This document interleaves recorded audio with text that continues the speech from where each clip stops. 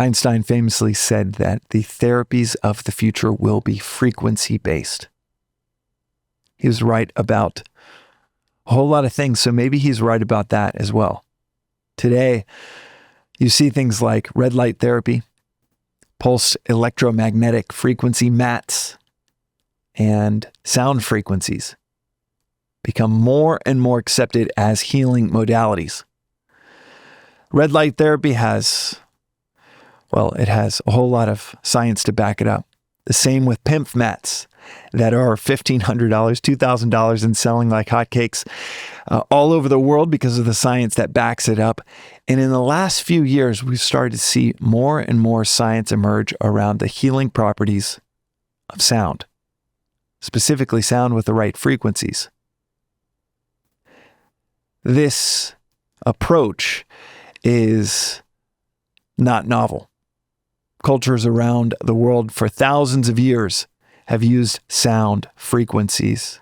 They've used entrainment, which is the academic term for getting us into alignment with a certain frequency. It has been used for thousands of years through cultures throughout the world.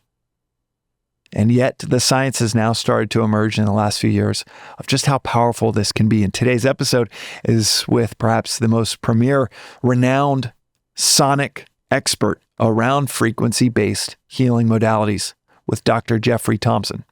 And I think you're really going to dig this episode with an expert in a space that I think we're going to hear a whole lot more about in the next few years. Without further delay, let's get into it with Dr. Jeffrey Thompson on the Magic Minds podcast.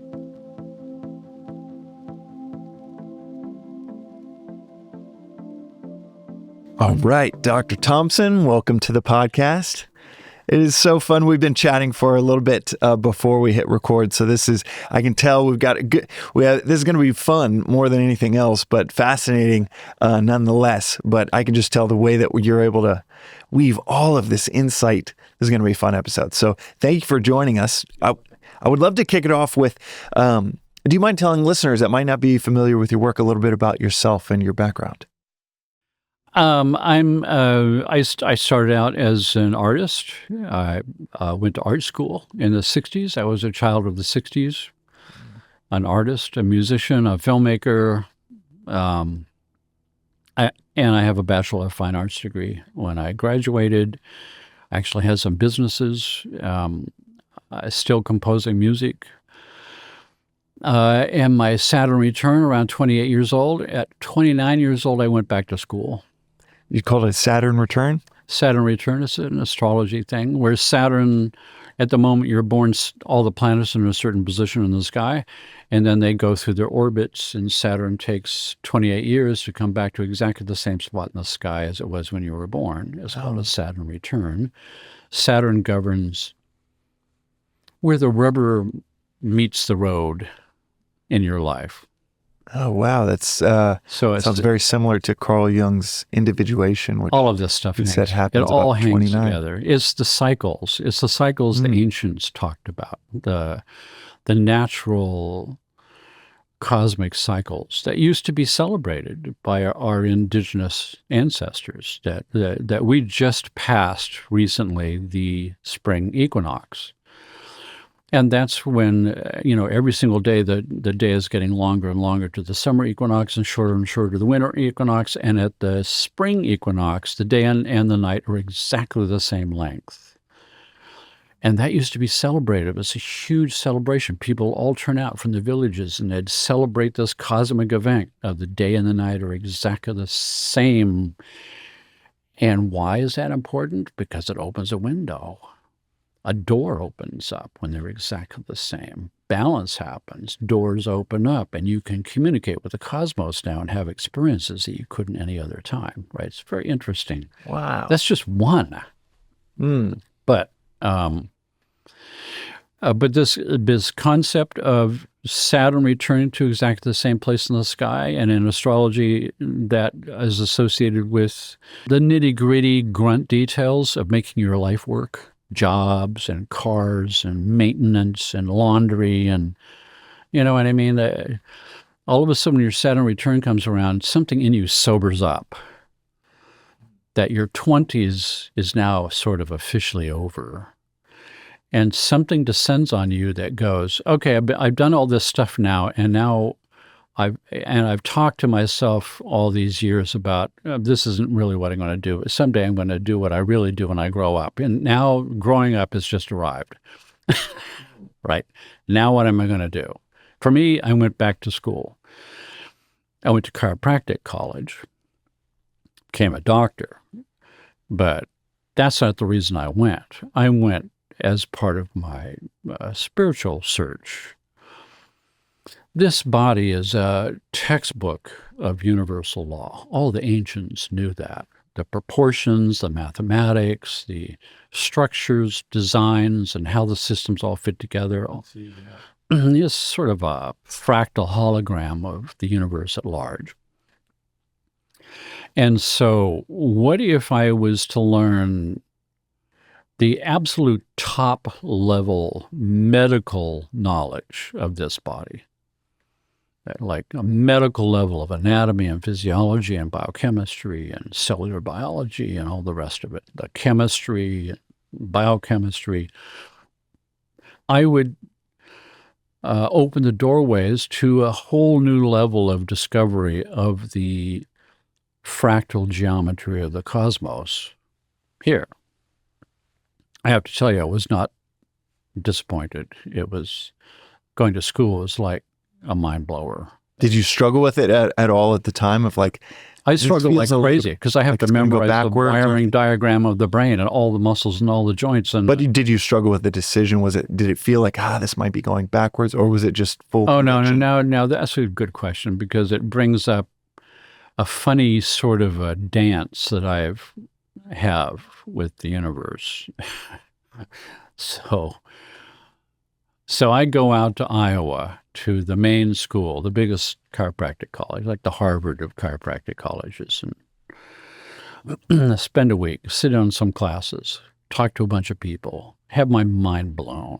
I come back to New York, living in New York State. I lived in a 2-story barn that I renovated. I'm living in a very beautiful little place, and it's filled with artworks and my cameras and my films and all the stuff I've ever done in art school and books and stuff I've traded with other artists, And I'm looking at all this stuff going, how am I going to get the stuff out to Iowa? I can't afford to do that. Hire some big truck or something? And how am I going to afford first and last month rent? And how am I going to do books for school? And I'm talking myself out of it. And my circle of elders up there, I believe every one of us has some circle up there that's charged with the unfortunate duty of helping you along your path when you stumble. They're up there going, oh, what are we going to do? He's talking himself out. So their solution was to burn my house down.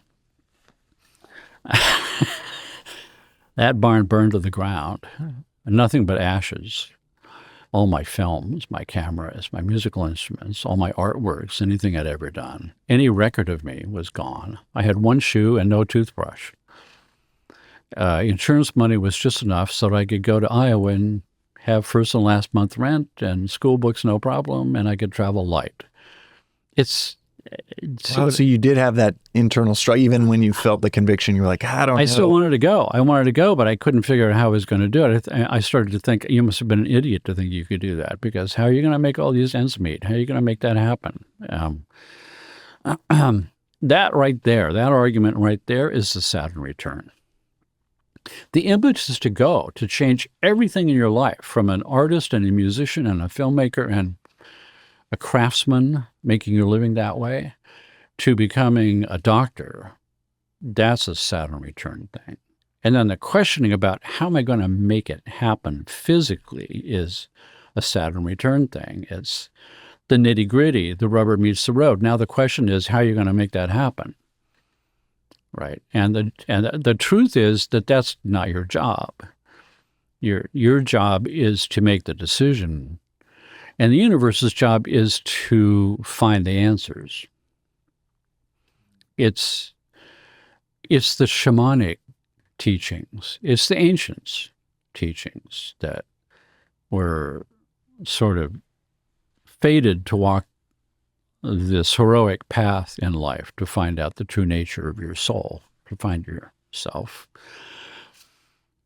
And that path is fated to always come to a fork. And that means that you're fated over and over again to make a free will decision. Which fork am I going to take? And one fork is the yearning of my soul that says I should go to Iowa. I need to do this. That's my next step, right? And the other one is, how am I going to make that happen? I can't see how that's going to happen, so I think I'll get a job. Paycheck, retirement, security. I can sort of, with my mind, see how that's going to work. I can't see how this one's going to work. And the reality is that what stands behind the decision of the very first time in my whole life that I chose the left fork instead of the right one, because when I'm a child, it's all right forks. It's all follow your heart. You're a kid, just follow your heart. You do everything. You play, you go crazy, you do all this stuff. One day that ends, you start to consider, how am I going to make it work? And you start considering the left fork for the first time. And the first time you make the choice of taking the left fork, you've stepped off this heroic journey path. And you're in a little circle on the side of the road over here, going nowhere. A whirlpool. For a fake security. Mm. And that, to me, is where the sickness of the soul begins, which eventually exhibits itself, filters out into your physical body as symptoms, and your emotions as symptoms, and your mental self-defeating belief system symptoms. It becomes grounded in physicality. But what's underlying that is fear. I don't know how I'm going to make it this way. This way, my fear kind of goes away because I can have a logical understanding of how I might be able to make it. But underlying that fear is something deeper. It's, do I believe that the universe is a hostile environment, that I have to fight tooth and claw for my little spot and then defend that spot for the rest of my life? Make my own way? Or do I believe that the universe is a sort of a infinite, beneficent, supportive universe who's looking out for me, who wants me to succeed, and who has created me for some highly specific purpose that I am uniquely qualified for, and wants me to accept that job offering. And if I do that, I'll get bonuses and perks, and that's the right fork, where I can't really see how it's going to work out. So my job is the dumbed down job. Right fork, left fork. Follow my heart or not. And if I follow my heart and I take that right fork, I have to believe that the universe has got my back. And that it's not my job to figure out how the details of that's going to work out. That's the universe's job, is to do that. So if I do that and I step on that tightrope with no visible means of support across some chasm to the other side, on some kind of a spiritual faith that the universe is got my back, then the doors start to open by themselves and the lights turn green and you meet just the right people and the wrong phone call is the right person. And it becomes this obvious series of serendipitous synchronicities where you eventually begin to realize that you've stepped into something that is unimaginably bigger than you. That all you have to do is surrender to the process and follow your heart of what it's telling you. The heart of the universe speaks through you, the little voice that you hear that says, And every time you don't listen to that, you're sorry. Right? Ever had that experience? So that was me going to Iowa. I went to chiropractic school. I'd never been to a chiropractor before. I'm going to chiropractic school. That tells you everything you need to know about my story. How did you feel the pull towards that type of medicine versus others? And it is such an interesting, you hear the examples of people that go to medical school, but they're meant to be doctors. It's rare to hear are meant to be artists. It's rare to hear the artists. It's like, I think I'm meant to be a doctor. No, I didn't go to become a doctor. I went to learn the anatomy and physiology. I went to it as an esoteric school to learn the nth level of detail of this system that I live in. I wanted to know everything about this because I knew instinctively that the more I learned about what's really here from that level of detail, the more the doors would open to understanding the cosmos.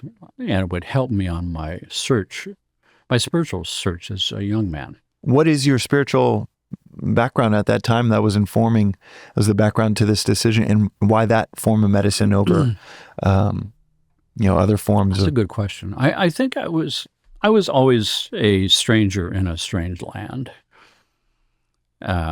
Nobody seemed to know where I landed in from.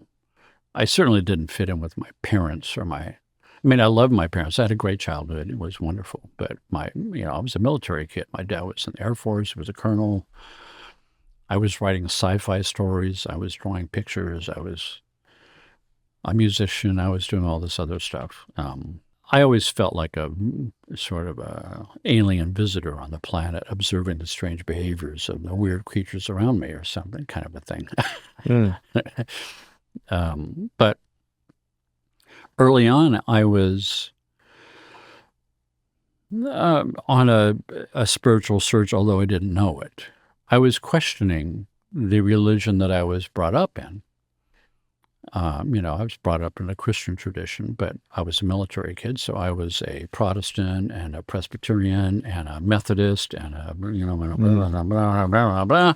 And pretty soon, because of that, you're going, well, wait a second. If these guys are right, what about these guys? And and what about Islam, or what about the Muslims, or what about the Japanese, or what about Taoists, or what are they saying? Or is everybody wrong? What is going? So in essence, my search began in searching out all of those to find out what are they saying, what's their idea about it all. And that was an odd thing for somebody in high school to be doing, And then when I went into college, in the 60s, it was the consciousness explosion revolution. It was in the air. I've listened to a lot of Ram Dass and Alan Watts. Yeah, I met those guys. I knew those guys. Really? I did sound music for Timothy Leary. I went to a Gurdjieff mystery school with Gunther Weil, who was Timothy Leary and Gunther Weil and Richard Alpert, who became Ram Dass. They were psychiatrists in Northwest Massachusetts, University of Amherst, experimenting with LSD for psychiatric conditions. And now it's full circle. Now it's legal again. And those same psychiatrists are using my soundtracks exclusively for their work. And it's like, for me, it's a mind blower. To come that level of full circle back, where all these things that we used to be paranoid about, like smoking a joint, now you can order it in the mail. I can order a gram of Turkish hash delivered to my door. It's just like, how am I supposed to wrap my mind around that? Yeah. Anyway. It is wild. It's easier to get that than it is to get a, there are more weed shops than there are CVS's and pharmacies in Venice. But it's a valid research because human beings, as far back in time before history that we can measure, have been using these plant medicines for sacred spiritual ceremonies to wake up. Actually, I was going to ask if the Saturn return. I know this is such a phrase, off topic. off topic. I'm not talking about astrology here. I'm talking about sound, right? But does it happen? But I have a feeling you have a sensitivity to these rhythms in life that most don't. And well, I know that you do from your work. And does it come back at 56 or 50? Does it happen again? It comes back every 28 years. So like, is this part of the cycle where you're seeing like, this comes back again, and now you have a new dispensation. And every planet has a similar thing. To where now people are listening to your music. So you've got a Venus return, you've got a Mercury return, you've got a Mars return. So maybe it makes Jupiter return. Makes perfect sense that you have psychedelics and people listening to your music. It all comes back. It just blows me away. It's like, wow. It's hard to wrap my mind around it. But it's sort of like the old thing where if you sit by the riverside long enough, the bodies of your enemies will float by.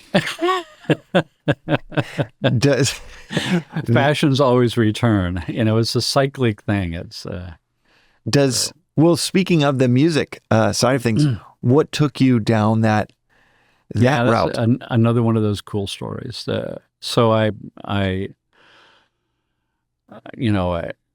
I'm faced with memorizing an absolutely impossible level of detail of everything, every system in your body. You've got to memorize it. You have to know it cold all the way down to the atomic level. You've got to know the wiring diagram of the brain and the nervous system and all the muscles and the joints and the glands and the biochemistry. I mean, it's like such a titanic mountain of information that you just have a hard time believing anybody could ever get through it, could do it.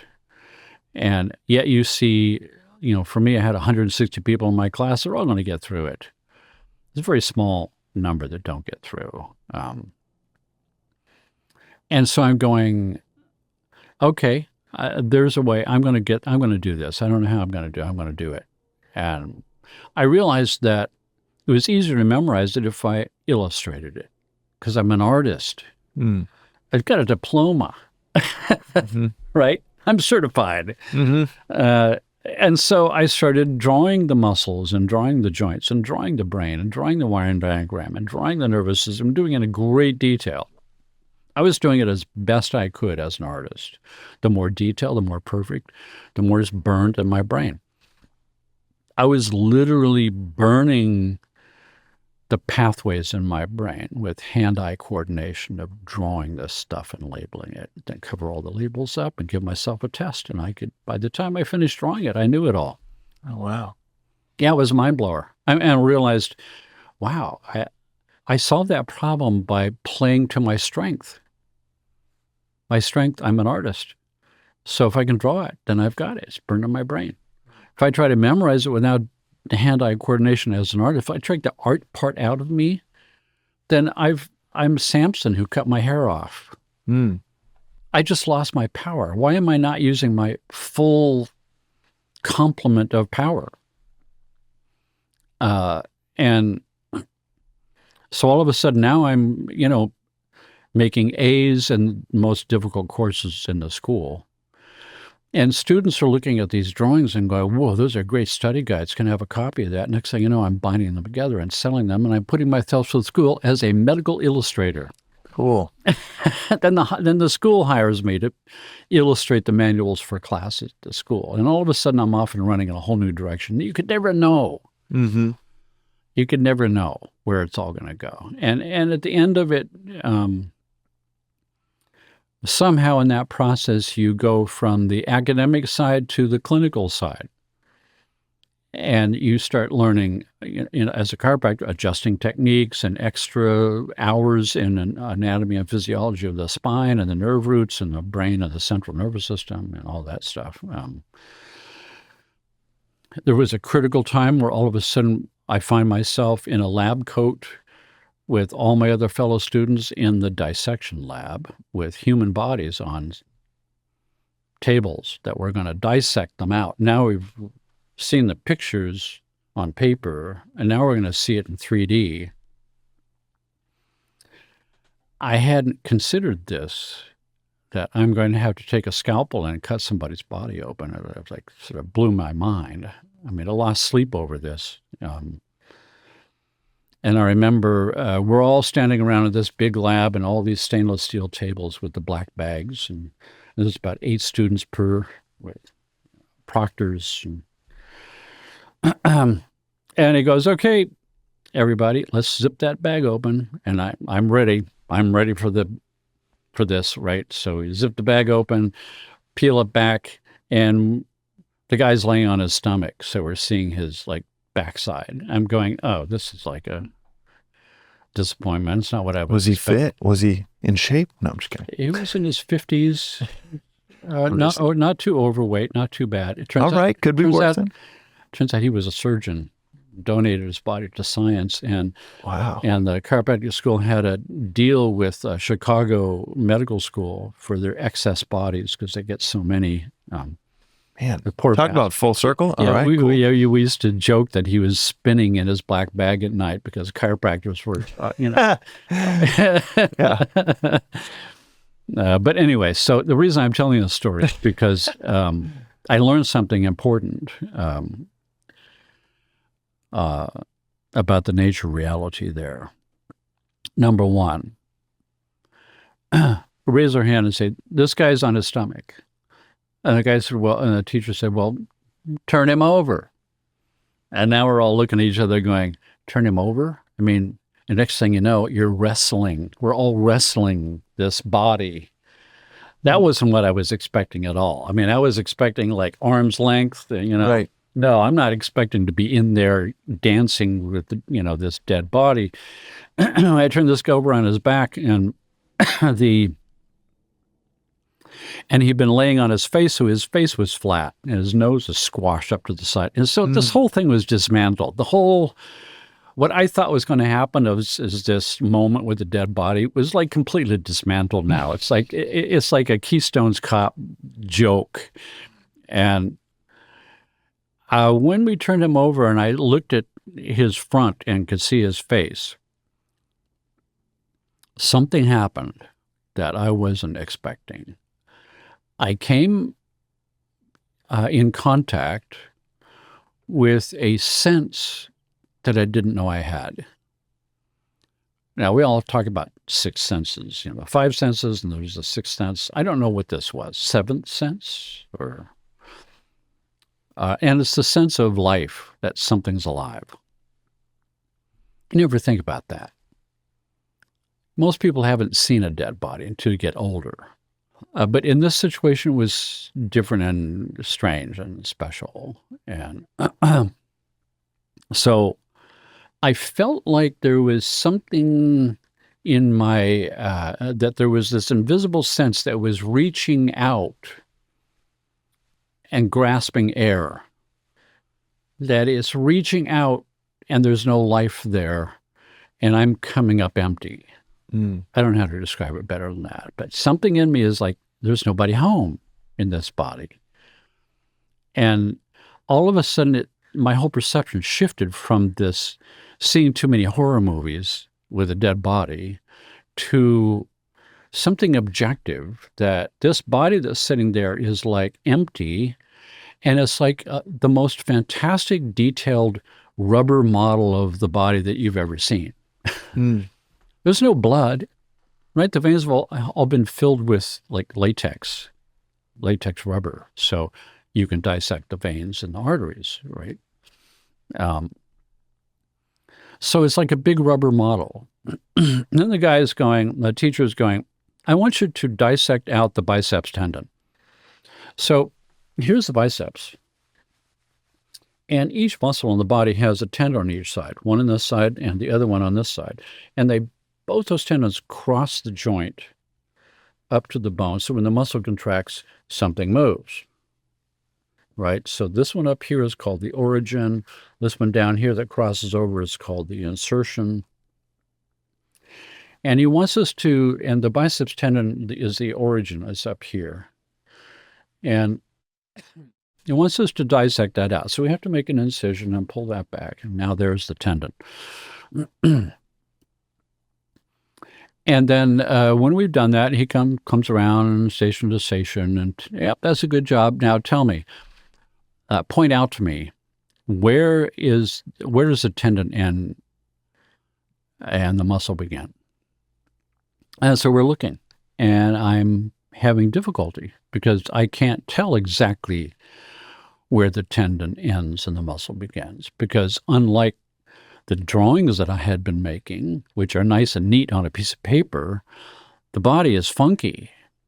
That there really is no place where the tendon ends and the muscle begins. It's a smooth stiffening of tissue from the muscle into the tendon. It's the same stuff. The muscle, it just starts to shift and change and get more dense and more dense and more dense, and pretty soon we call it a tendon, but it's the same stuff. And then the tendon, when it goes to the bone, that's the next question. Show me where the tendon attaches to the bone. And so you get there and you realize that the tendon is getting harder and harder and harder, and then it's bone. And there's no place where one ends to the next. It's this morphous that just an illusion that they're separate pieces. And they're separate pieces. We put names on them, and we made drawings, and I'm guilty. I did that. I drew those things, and I labeled this one that and this one that, but reality is not that way at all. Reality has got no definitions. That a moment of enlightenment, nothing changes, except all the definitions fall away from things. So you realize that there is no different things. It's all just one big, gigantic thing. That is all one thing, and it's all resonance. So now when we get into what we see described by modern quantum physicists about the core nature of reality, and we realize that what they're saying is almost identical to what we've read in the Upanishads and the Vedas. There are 4,000-year-old Sanskrit texts, the Sutras of Patanjali about the nature of reality. These guys are saying the same stuff. It's like, oh my God, it's like the same, like cycle again. It's like the fashions return. All of a sudden, drugs are legal now. I mean, all of a sudden, the bodies of my enemies are floating down the stream. It's like this thing is the same. That my body is made of cells, and cells are made of chemical compounds, and chemical compounds are made of atoms. And atoms in the periodic table represent the smallest particle of matter that still retains its properties. Like a smallest particle of gold would be an atom of gold. Below that, you're now in the quantum realm. You're in protons, electrons, and neutrons, the things that make up an atom. You're in letters of the alphabet with no sentences yet. That's why I call the periodic table is the veil, it's the wall that separates Newtonian physics of things that we recognize from the quantum world where everything is different. And it's like Alice in Wonderland down there. Periodic wall. The periodic wall. And so below the level of the atom, the smallest particle of matter we can put a name to, we've got protons and electrons and neutrons. And when we look inside of them, they're made of smaller particles, like quarks and charms and then we split those. We look inside, and there's hadrons, and eventually we smash the smallest part apart, and what's inside is nothing. There's nothing there except energy in a state of vibration, forming standing wave patterns. Like standing wave? Standing waves. A standing wave is a sound wave that is repetitive, and so repetitive that each upswing and downswing of, say, a sine wave looks like it's standing still. It's not sort of moving. It's not moving around. It looks like it's solid. It looks like it's like the Chladni plate experiments, where this guy named Hans Jenny in the 60s took a metal plate, a thin metal plate, and sprinkled sand on top. And he had a speaker attached to the bottom of the plate and ran sound waves through the plate. The plate vibrates, and the sand forms these incredible, fantastical geometric patterns like mandalas. Right. And if he changes the frequency with the dial, then the sand morphs and forms a new pattern with a new frequency. And every frequency has some pattern. And these patterns are reminiscent of mathematical patterns you've seen in nature. And from a quantum standpoint, those patterns of lines that form this pattern, this mathematical sort of mandala pattern, those lines that you're seeing are an illusion. They're not solid lines. They look solid because all the sand particles are coalescing into this zone and bouncing there, dancing there. But further up away, they look like they're solid. But when you zoom in with a magnifying glass, you see it's just dancing sand particles, and it's not real. It's not. That's a standing wave. They're all dancing. So it's such a consistent wave that there's nowhere for the waves. So what's happening with the sound waves is that the sound wave is like a sine wave. It's got mountains and peaks and it's got mountains and valleys and mountains and valleys. And how many of those waves pass by you per second is the frequency. So if there's 40 of them pass by you per second, that's 40 hertz. That's a 40 hertz tone. So you now are looking at the sound waves made visible with the sand falling into the valleys. The sound waves are moving the plate, and the plate is doing this undulating, like ripples, like you drop a stone into the water and you get these circular ripples that come out. And those ripples are sine waves, right? Mm-hmm. Except they're circular, a circular sine wave moving out. And that's actually how sound is. Sound is not a circular sine wave. It's a spherical sound wave. It's 3D. So my voice is projecting everywhere with circular sound waves coming out in different shape packets that I'm producing by shaping my tongue and lips and teeth and blasting the sound waves at you. And somehow that has meaning,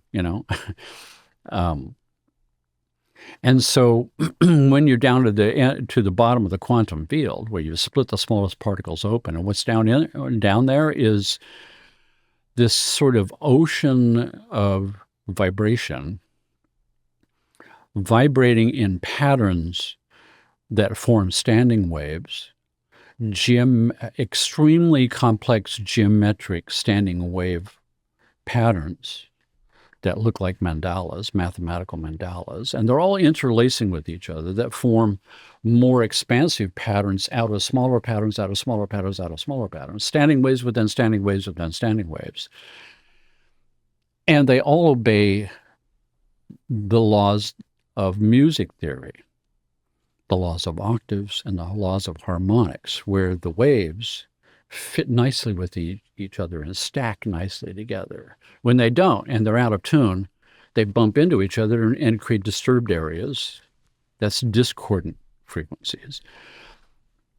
Nature doesn't have discordant frequencies. The whole universe is a tightly packed universe, or a multi-lyric, a chord, chords within chords within chords. And so now when you start to zoom back, those patterns, those standing wave patterns that when you look close enough, it's just dancing sand particles. There's nothing there. It's an illusion.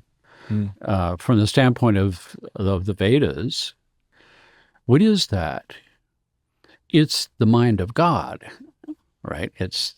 And from the standpoint of quantum physics, it's the universal morphic field. It's the field of mind, infinite field of consciousness.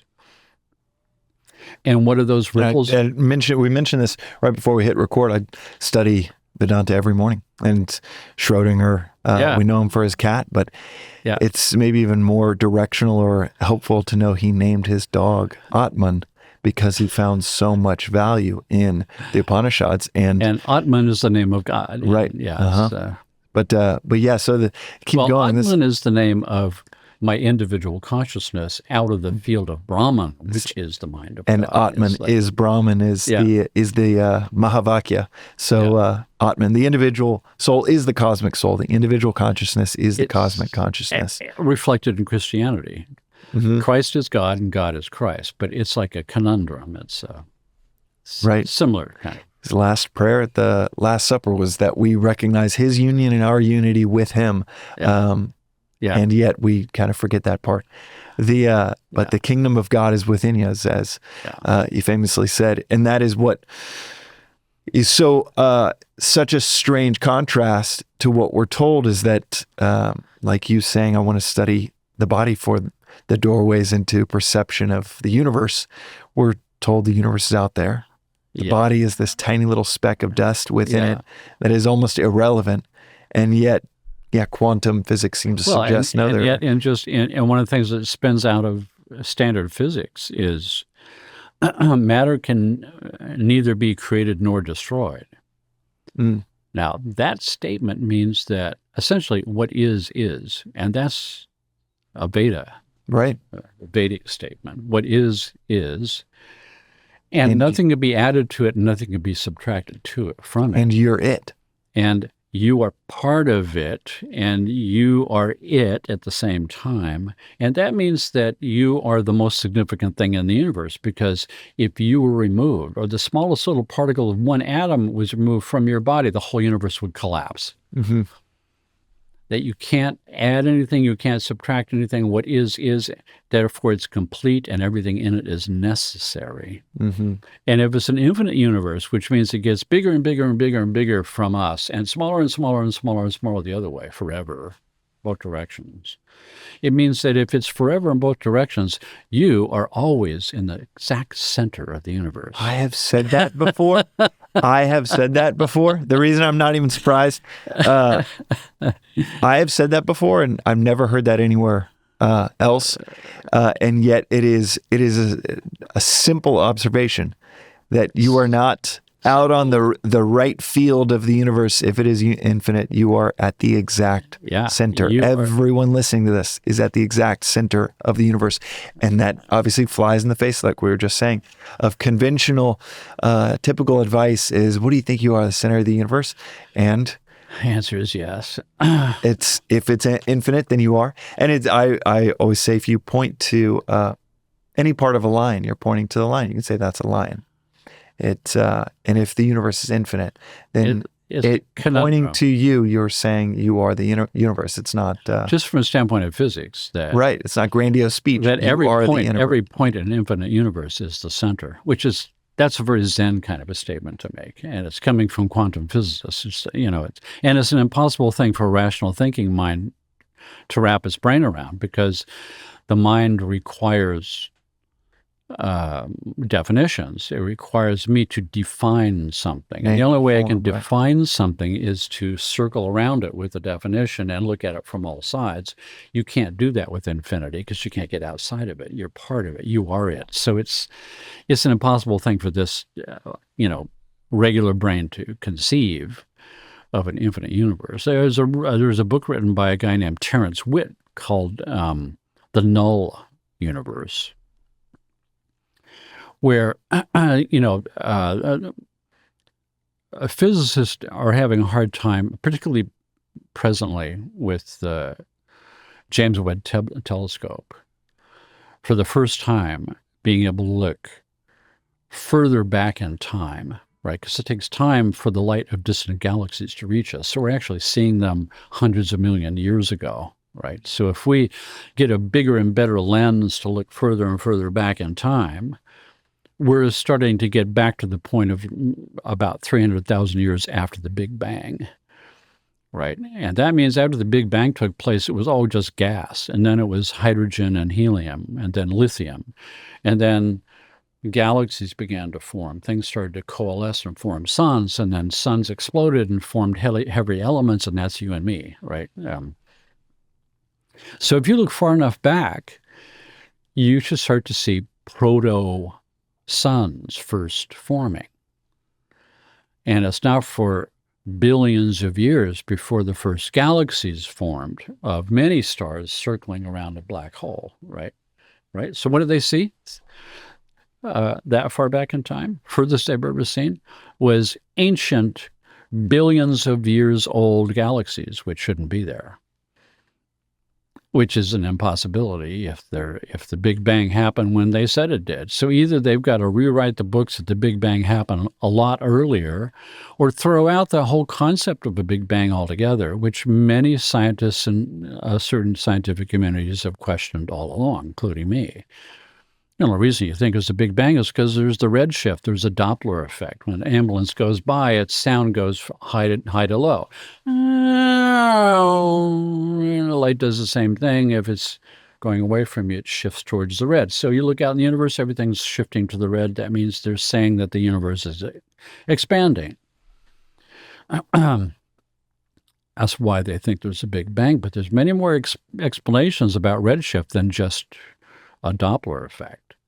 And so Terence Witt took that on and redesigned the whole universe with the math in this book. The reason I'm bringing it up is because the first paragraph of this book is him saying that if there was no Big Bang, we're talking about an infinite universe that never had a beginning and will never have an end. It's a steady state universe. It's not expanding. The redshift means something different. And if you throw out the Big Bang and you have a steady universe, what does the redshift mean?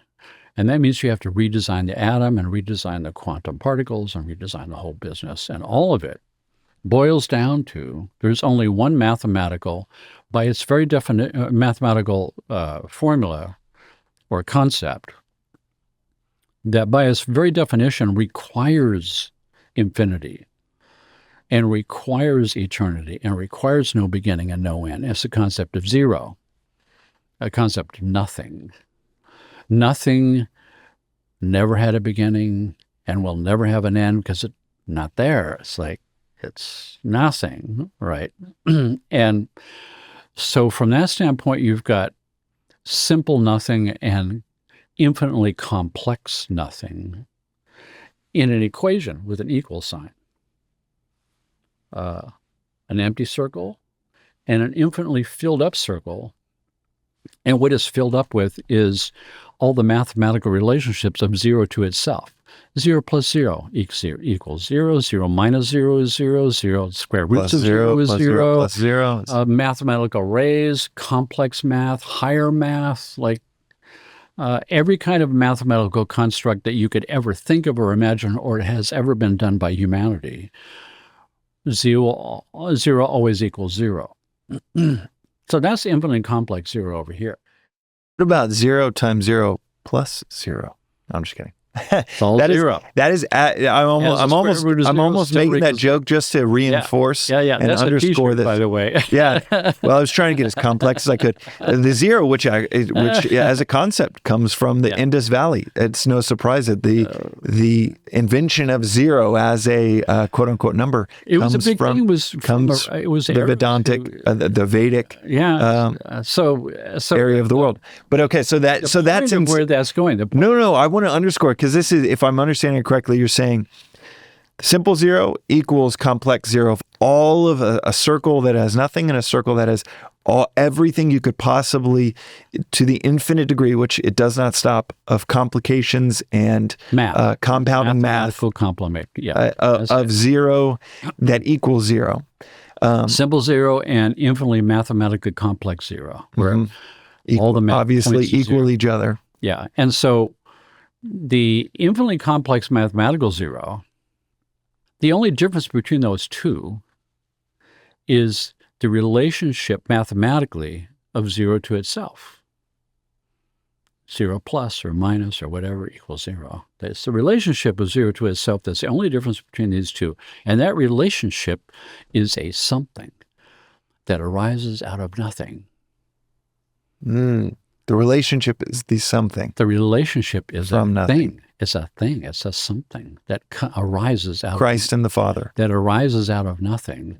And that is every possible kind of mathematical something that you could ever think of or imagine.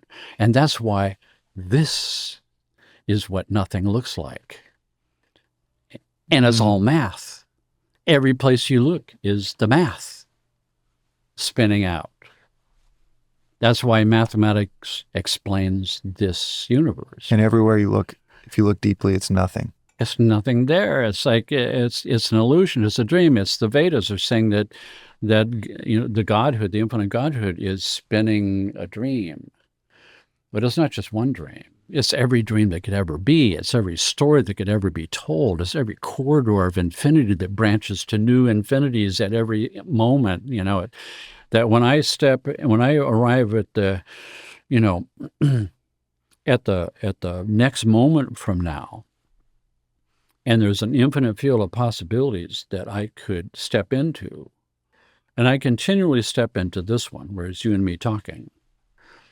Okay, so if I'm recapping it for listeners, and by the way, this is an episode where every listener really would benefit from taking a magic mind before this episode and this conversation. Yeah. Because we're talking about nothing. And yet that nothing is something. And you're saying that it's this relationship between all of the nothings that presents what we perceive as something. Yes, it's the relationship of nothing to itself that becomes something. Just like the dancing sound particles look like a line, but it's not if you look close enough. And a human body looks like it's solid, but until you zoom into it and take a look closer, cells, compounds, atoms, the wall, quantum particles, the infinite quantum field that is standing waves of vibration, and nobody knows what's vibrating because it can't be measured. It's too subtle. The Vedas say it's the mind of God. It's like a dream. Having a dream, and those ripples, those patterns are an idea. I was going to say And what's the idea? This is the idea. This is the idea. And it's got no more substance than that. I call it a dream with teeth. Yeah. It's a dream that you cut yourself, you bleed, and it hurts. But it's illusion. It's like, if I was in a dream and I wanted to try to wake up, what would I do? Am I going to pinch myself? No, I'm pinching myself with dream fingers, pinching a dream arm and having dream pain. That's not going to wake me up. It's, in order to wake up out of this dream, I have to do something with my consciousness. And now we're into the realm of meditation.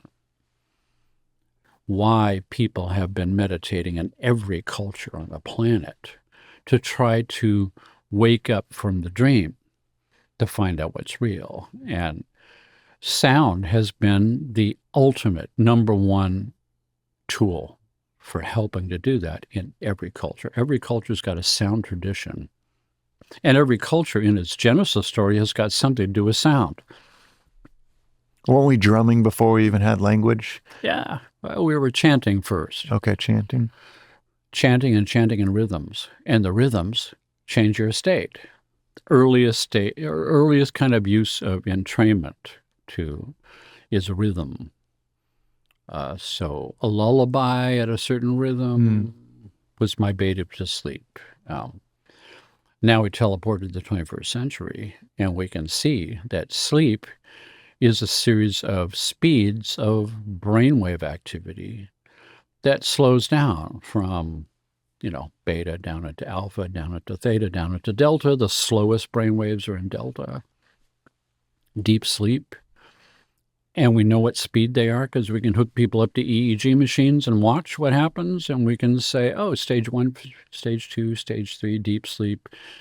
We get into delta, and the brainwave cycles slow down to the point where there's one brain pulse every 2 seconds to every 4, to 4 per second. Right, 4 per second down to 1 every 2 seconds. That's the range of delta, 0.5 hertz up to 4 hertz. And each brainwave, bracket has its range of speeds. So beta is 13 hertz, 13 firings per second, all the way up to now 38. And then there's gamma at 40. Why do you say now 38? Is that just because when I went to school, 50 years ago, but it wasn't just that. I mean, it's still taught in most schools that there's the big 4, beta, alpha, theta, and delta. That's it. That's what's there. The lowest brain frequencies that have been measured is 0.5 hertz, 1 brain pulse every 2 seconds, and the fastest at 35 hertz, 35 firings per second. But then I discovered below delta brain activity in 1989 with, measuring all my patients with EEG equipment and seeing brainwaves going slower. I had an EEG system given to me by a company in Holland, the first EEG system that could plug into your home computer instead of having to buy a EEG suite for 30 grand.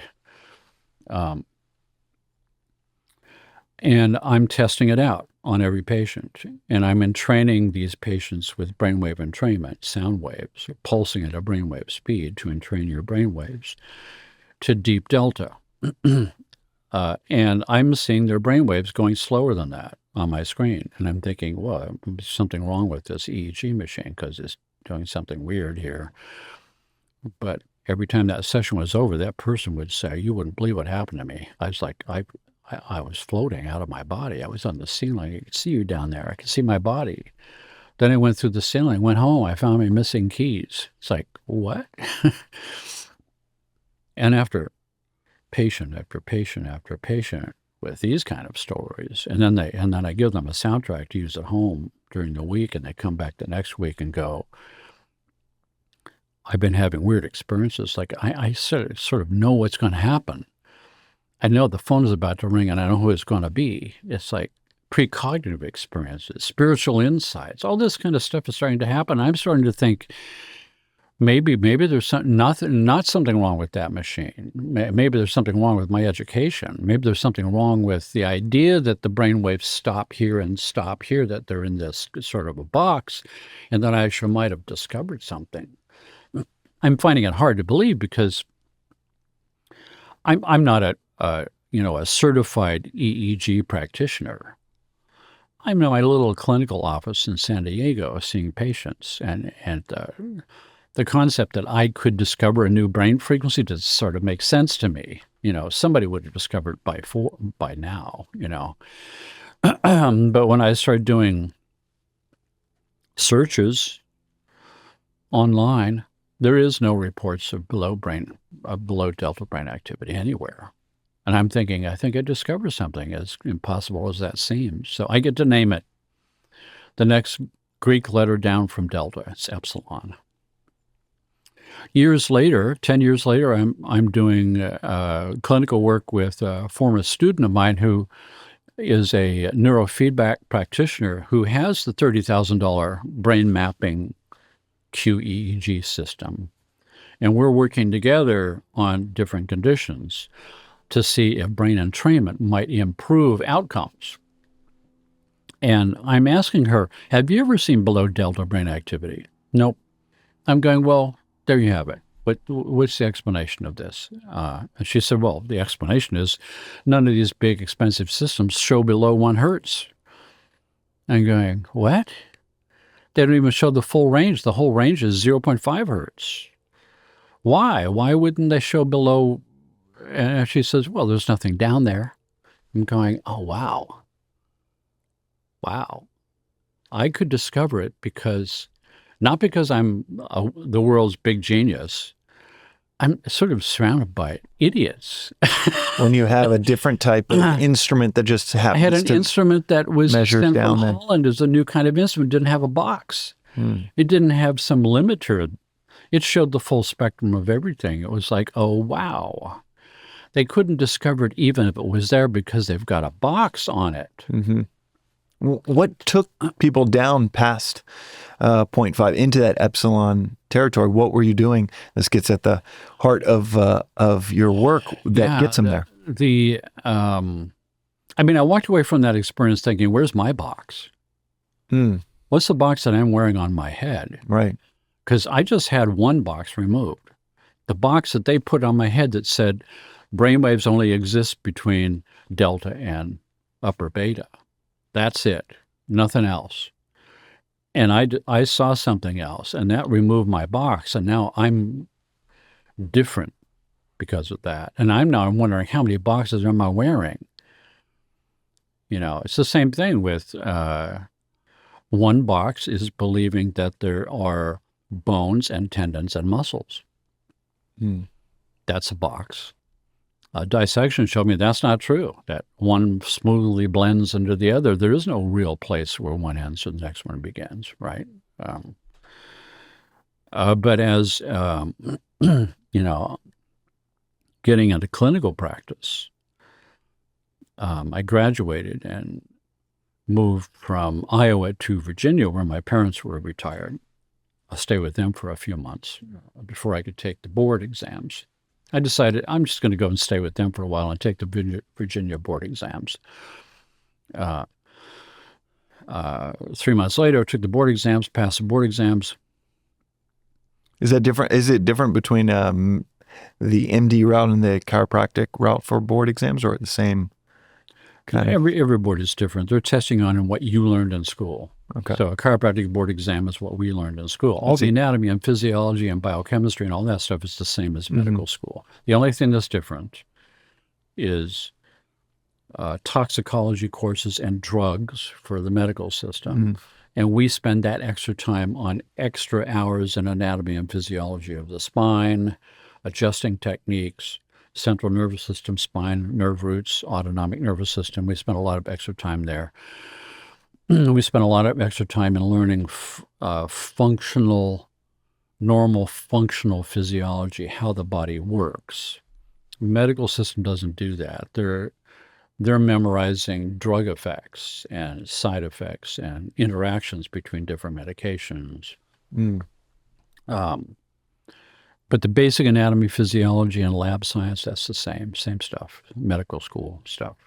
Okay, so you go to Virginia. We also have to pass a national board exam, and that's for everybody. That's the same stuff. So you go to Virginia, you pass the boards there. And I'm looking for a job, and I landed the dream job of all time, because all of my extra courses I was taking was all the exotic stuff, all the holistic stuff,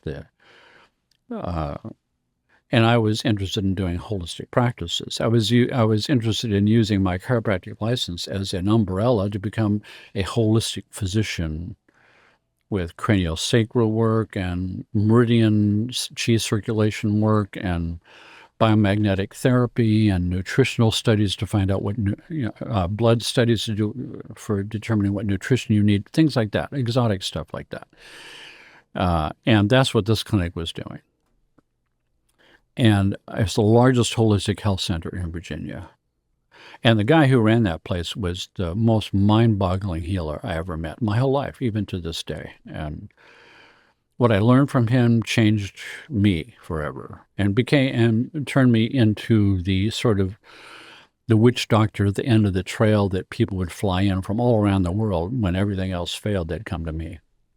Because I had a reputation of having some secret bag of tricks that nobody else seemed to know about. Many of those I learned from this guy. And one of the most important ones was how to think out of the box, how to use the anatomy and physiology information that you learned in school and look at it out of the box in a whole different way that you weren't expecting. But when I'm in practice there, and now all of a sudden, for the first time in my life, I'm a young, successful doctor working in a monstrous clinic, doing all kinds of holistic therapies under one roof. Very exciting stuff. Then I started to realize, wait a second, I'm making enough money. I bet you I could go down to the bank and get a bank loan. First time in my life.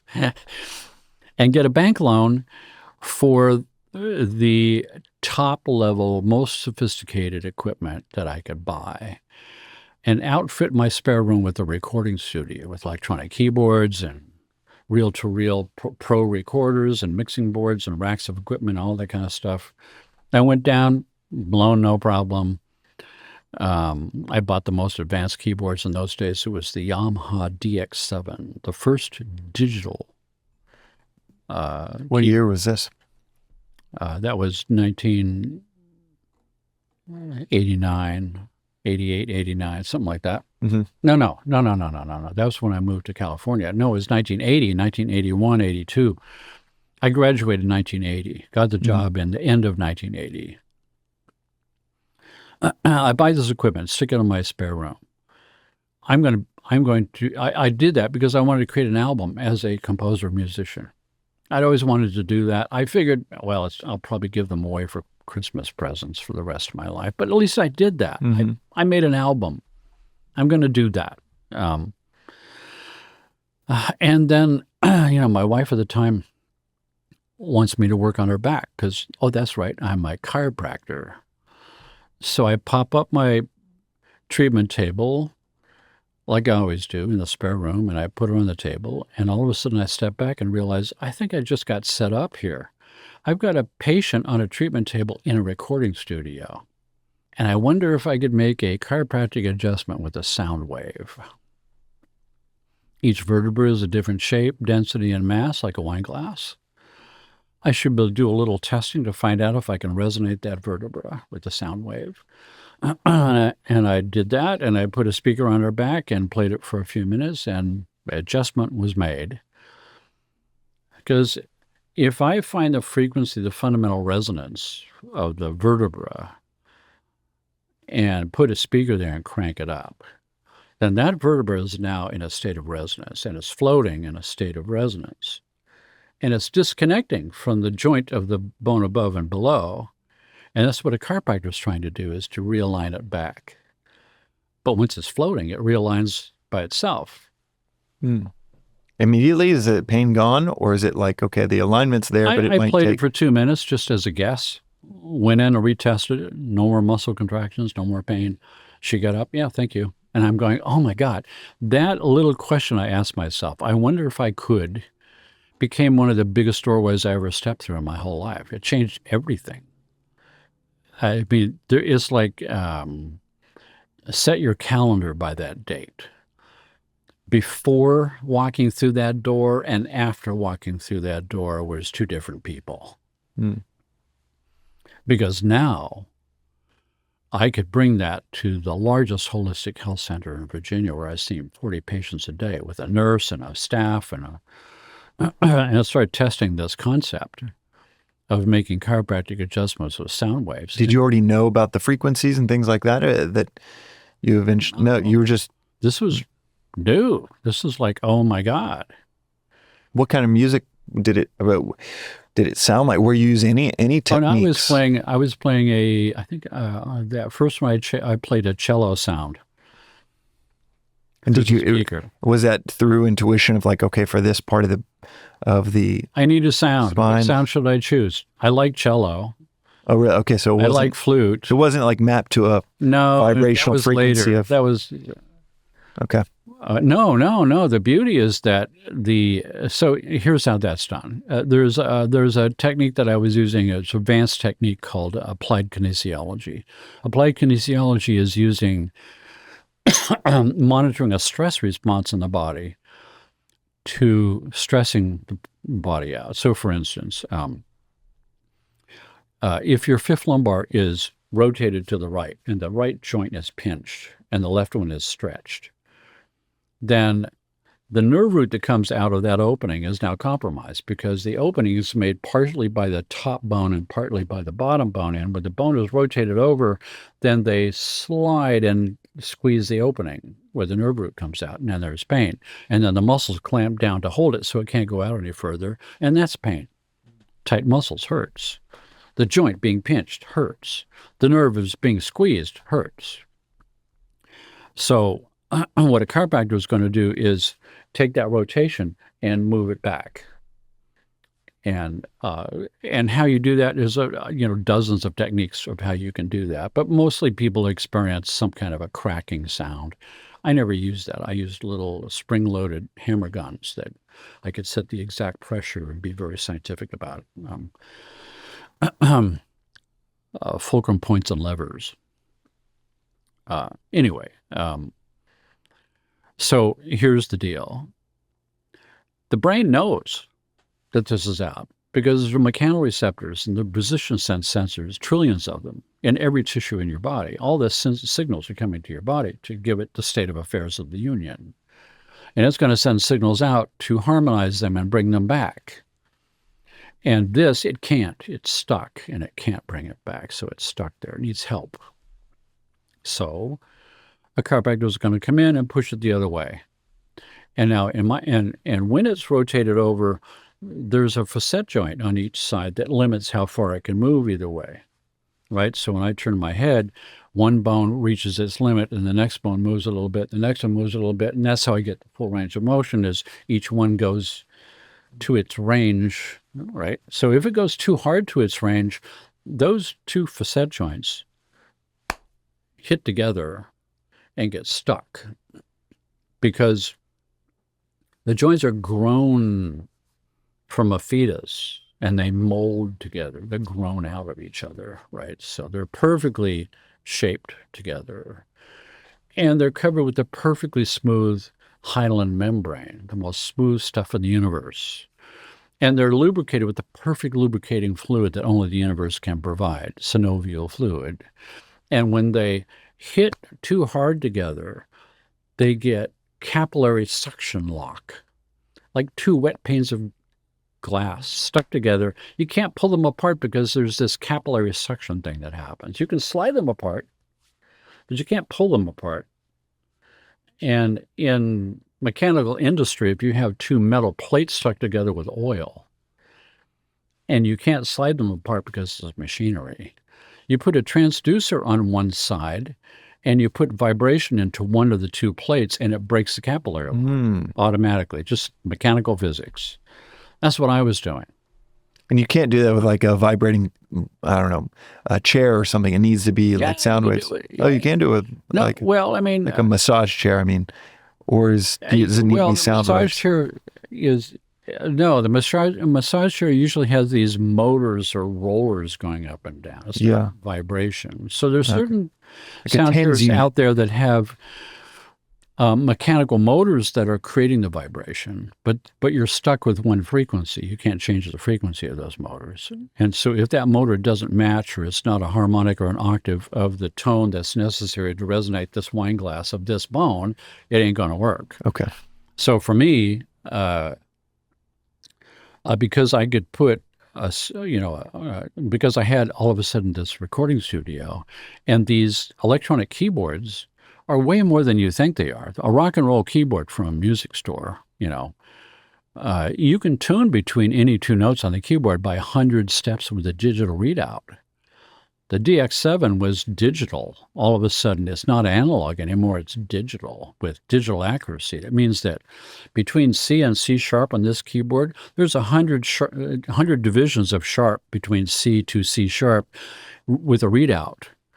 And I could push a little button and add 1 cent, 2 cent, cent as in century, as in 100, right? Mm-hmm. So I can have C plus 10 cents or C plus 10 divisions out of sharp out of 100.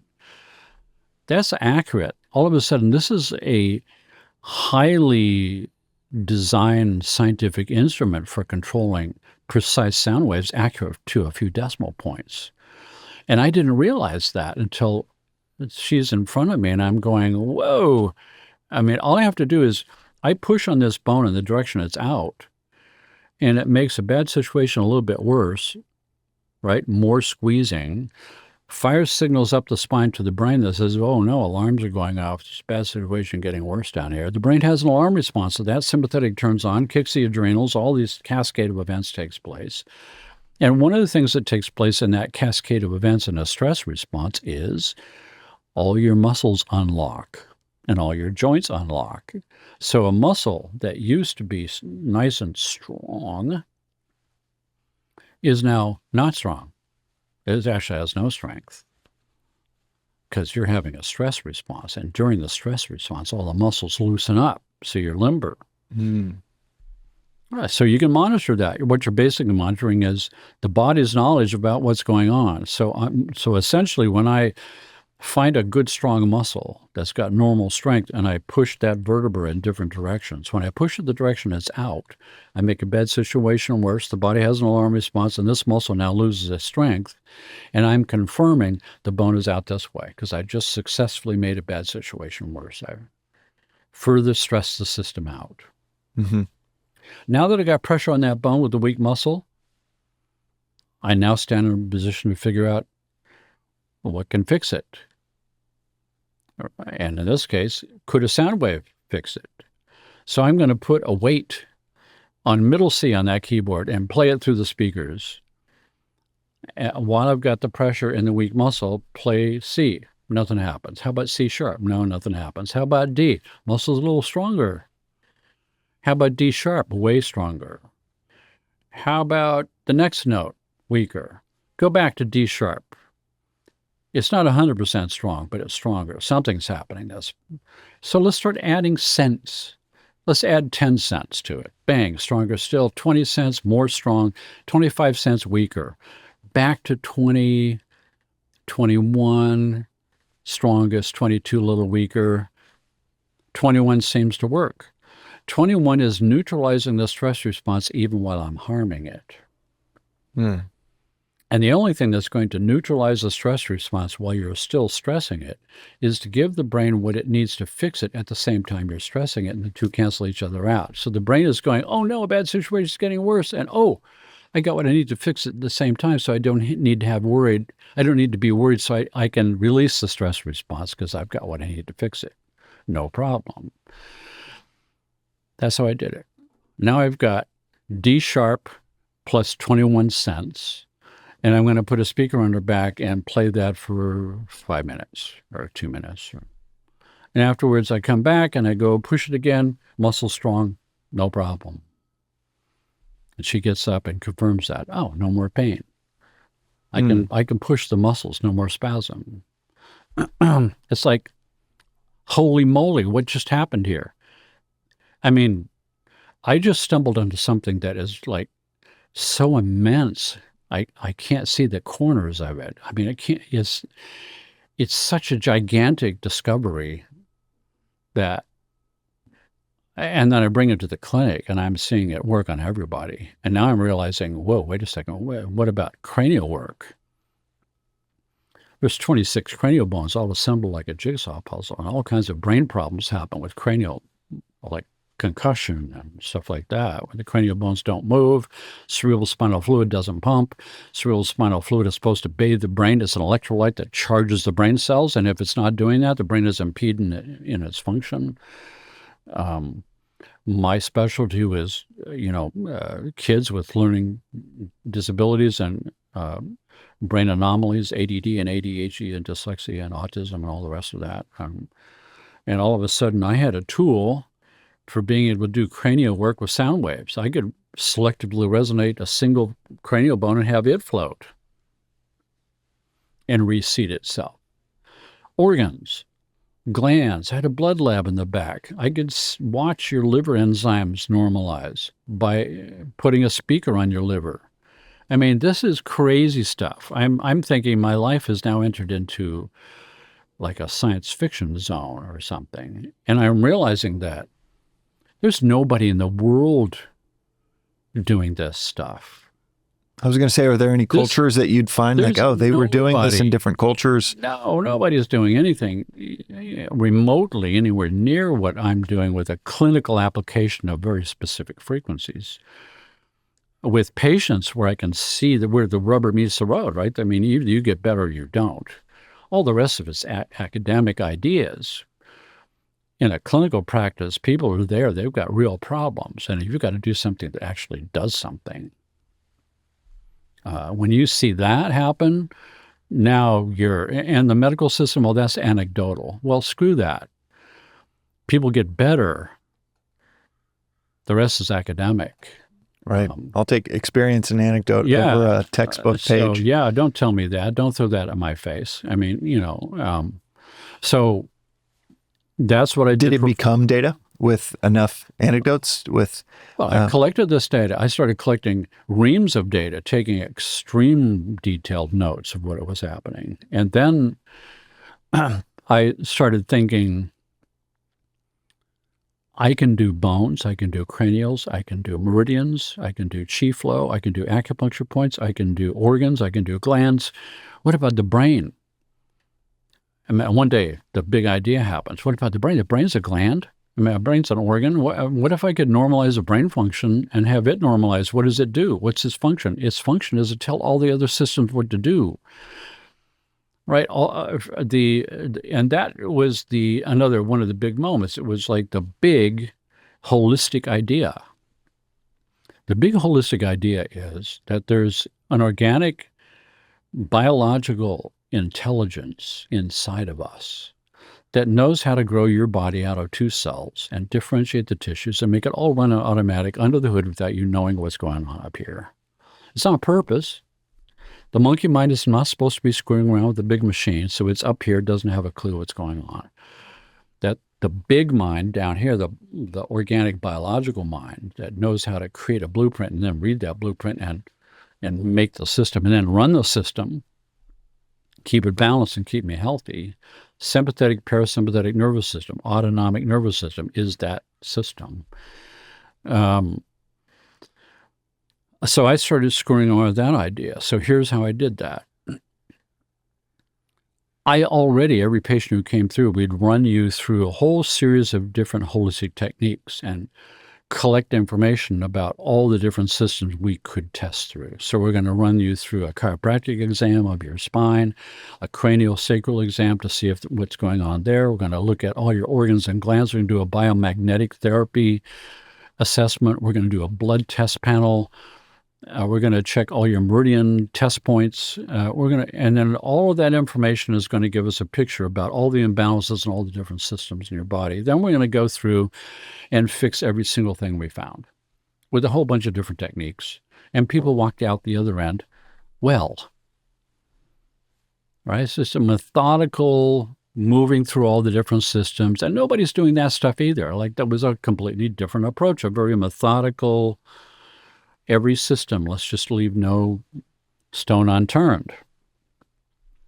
And in the context of that, I'm thinking, okay, I'm going to do the exam that I always do, but I'm not going to fix them all. I'm going to use those imbalances as something to observe. So let's start with the 5th lumbar. This person's got a 5th lumbar, a 9th thoracic, a 3rd cervical, 2 cranial problems, and 2 meridian problems.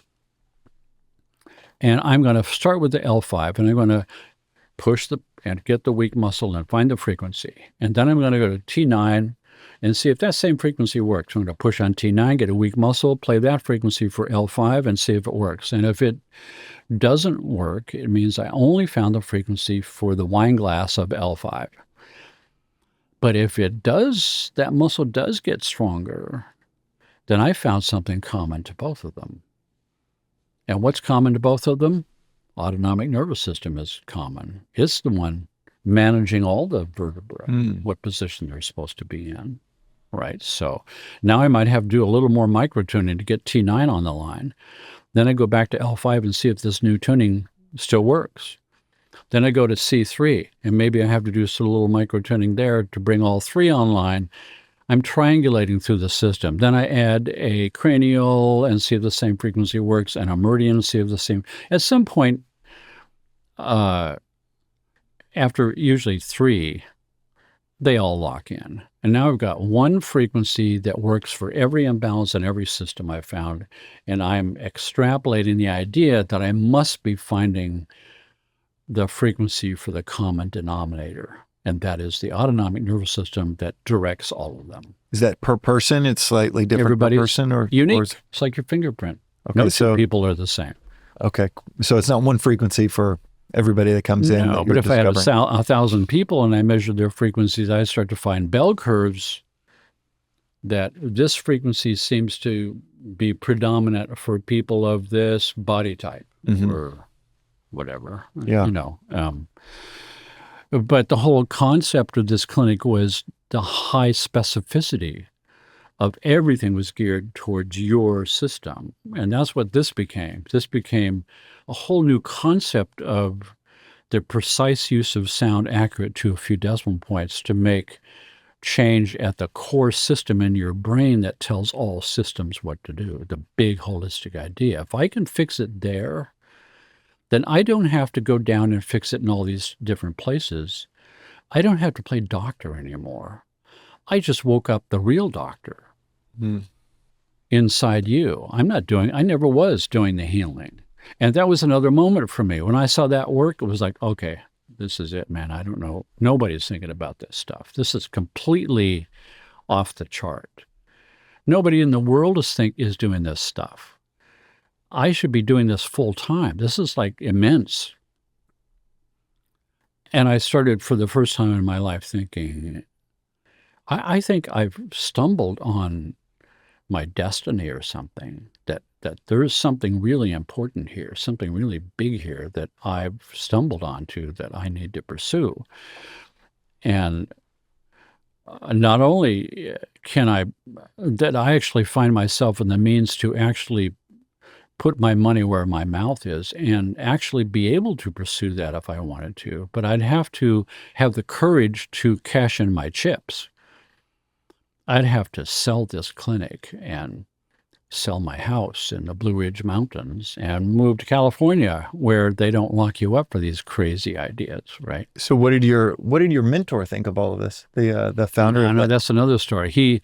In my first year, I was there in that clinic for 8 years. And in the first year, me and another young greenhorn like me who just graduated, he hired both of us to take some of the pressure off of him because he was starting to burn out and he wanted to pursue other things. So we started taking over all the patients and all the clinic, and we started doing all that work. And 6 months in, when we were the doctors now, and he was traipsing, got involved in a bad investment scheme that blew up in his face, and he was forced into bankruptcy. So all of a sudden, we're going to lose our jobs next week.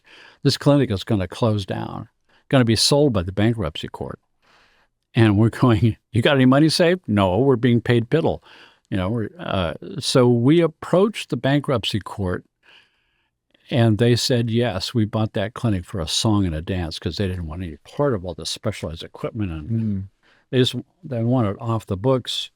And it was one of those situations where all of a sudden, 6 months into my first year of practice, I get the largest holistic center in the whole state landed in my lap for nothing, for practically nothing. It's like, wow. Was your mentor happy with that? Was that? He moved off to North Carolina. I mean, of course he wasn't happy. I mean, he lost everything. But I mean, was he happy with you buying it and you guys owning it? It was out of his hands. Way out of it. He moved on. He was gone. It was one of those situations. It was another one of the universe saying yes to you. It's like when you follow your heart and you step that path and you surrender yourself to the beneficent universe who's there to support you in, if you make the right decisions, then this is another example of the universe saying yes. That's another example of I'm giving you perks, I'm giving you bonuses, this is how it unfolds. It unfolds like a lotus flower. It becomes this thing that's so much more immense and bigger than you that you can't suppose where it's going. I did that. I sold the practice. I sold my house, one of the big scary moments of my life. I mean, I'm putting all my eggs in one basket, and I'm getting in my car with no job and no prospects, and I know nobody in California. And I drive to San Diego and open up a giant center. I've got all this money now. And just because you felt like, all right, this will thrive way more in San Diego and California than...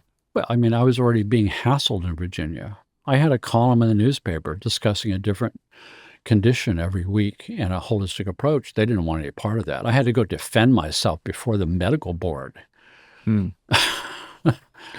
So what year is this that you came to San Diego? 1988. I moved to San Diego. I opened up a big center.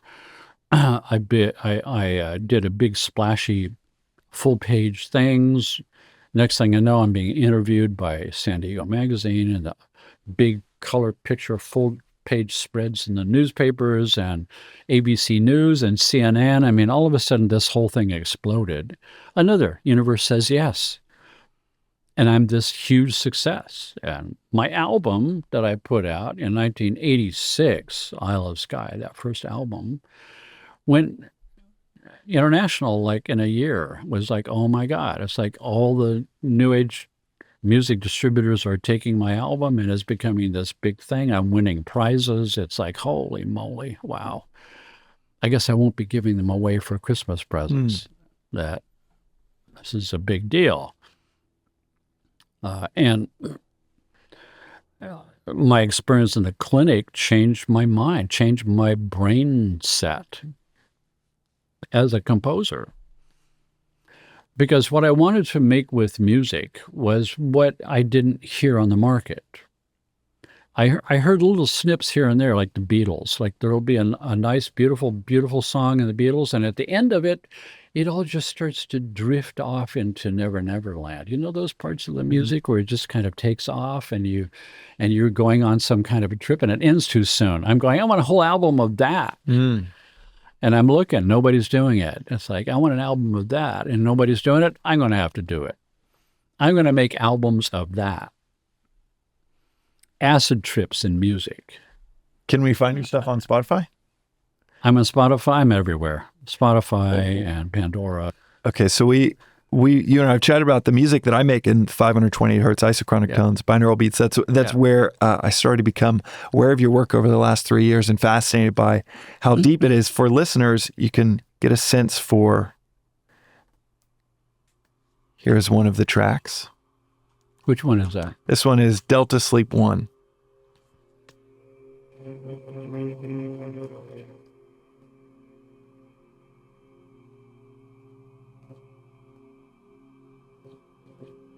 And so what's going on in this music right now that we're listening to? Delta Sleep became one of my more successful albums. Sleep is big business. Nobody can sleep because everybody's stressed out too much. Modern medicine recognizes that stress is the ultimate cause of disease. So when you're under stress, you can't let go when you're supposed to at night.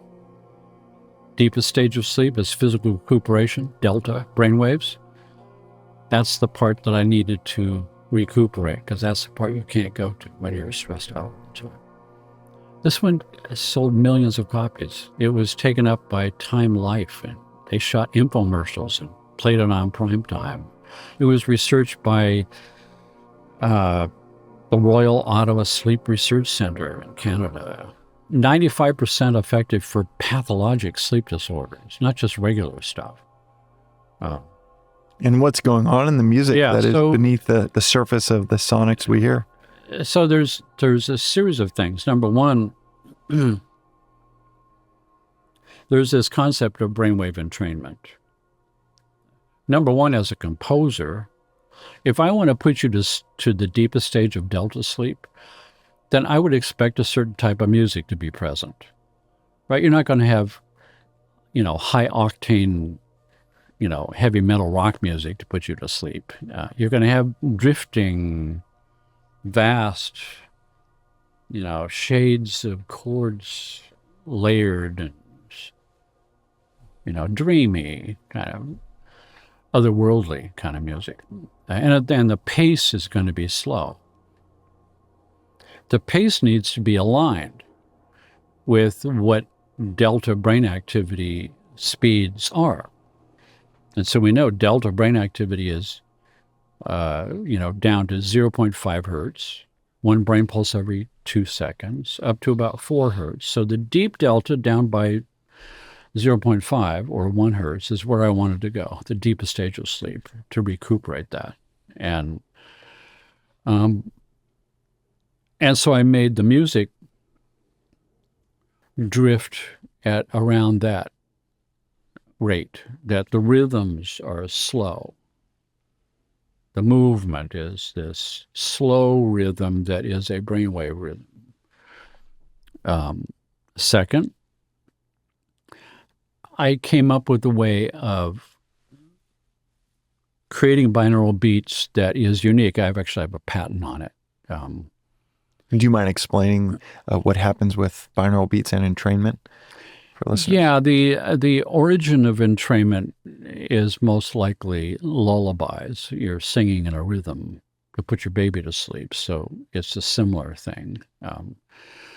The first recognizable is shamanic drumming, and so you're able to take a person from an awake state into some kind of shamanic trance state in just a few minutes by pounding a drum. And when you analyze those drums, you see that they're pounding the drum at about 5 hertz, and that's a theta brainwave state. That's where you go when you're dreaming.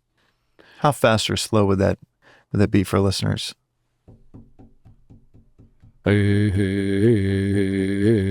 Which maps to Native American kind of. That's what the Indians do. It's what the shamans do. It's what every culture does with drums, is to transform consciousness is around that. You might slow it down slightly and go deeper. You might speed it up a little bit. But if you're doing a shamanic ceremony, it's got to be within the theta range because that's where that happens. You're going to a dream state. I'm orchestrating you into a dream state that is not putting you to sleep first. So it's a trance state. It's a shamanic trance state. And I'm not aware that I'm here in the room anymore.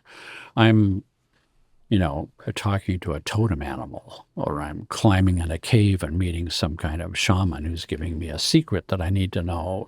And that can happen just by hearing that rhythm for how long? 30 seconds, 3 minutes, 5 minutes? Depends on your resistance and your stress levels. But back in the day, this was done by believers, that the shaman had real powers and that you surrendered to that, and you're around a campfire at nighttime, and you got your eyes closed, and so it's just a minute or two. It's like quick.